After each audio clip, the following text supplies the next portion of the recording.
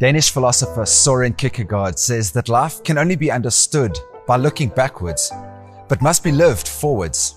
Having 20/20 vision means being able to see clearly, and sometimes our clarity of vision comes through looking back and reflecting. 2020 has been a year of powerful transformation, and we've all been called to consider the choices that we've made in our lives. Structures, ideas, businesses, and relationships that weren't fully aligned were exposed and either needed to be reevaluated and repaired, or they've crumbled and collapsed. What can you do to harvest the gifts from this year and to integrate the lessons so that you can grow and develop deeper connections in 2021? I want to share a simple 4-step process that you can use to reflect on this year using my format called POSTGAME for a year. This 4-step process can take as long as you like, but I suggest giving yourself a couple of hours to go through this. The more time and attention that you give to this postgame, the more gold that you'll be able to harvest. You can do this alone, with a partner, or even as a family. All that you need is the 4 steps that I'm going to outline and a notepad and a pen. Step 1. What are you most grateful for in 2020? Write down at least 3 things that have come from this year that you're grateful for.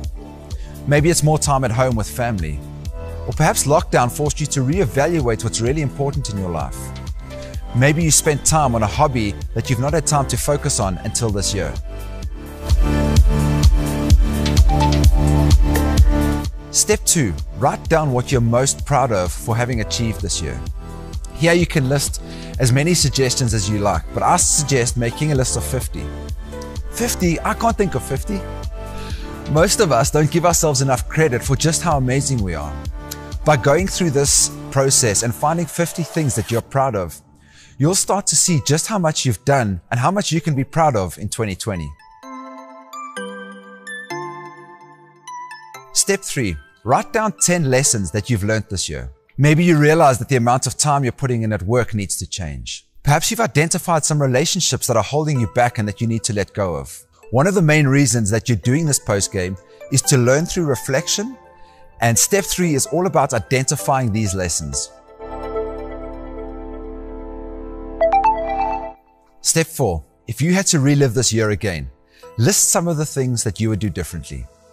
This final step is the most powerful as it allows us to learn from where we haven't always acted in full alignment with our truth.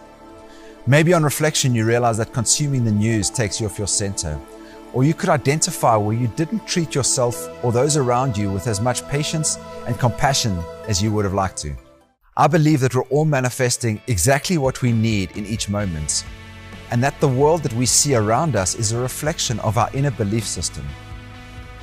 For most of us and our planet, we all breathed a sigh of relief in April this year when we were forced to take a break that none of us knew how to take. Smog cleared over our cities, water in canals ran clear, and nature showed us just how quickly she can heal herself. We're part of nature, and as we start to remember that we're all connected, we see that we're also able to heal ourselves. Our world isn't going to improve when other people sort their shit out.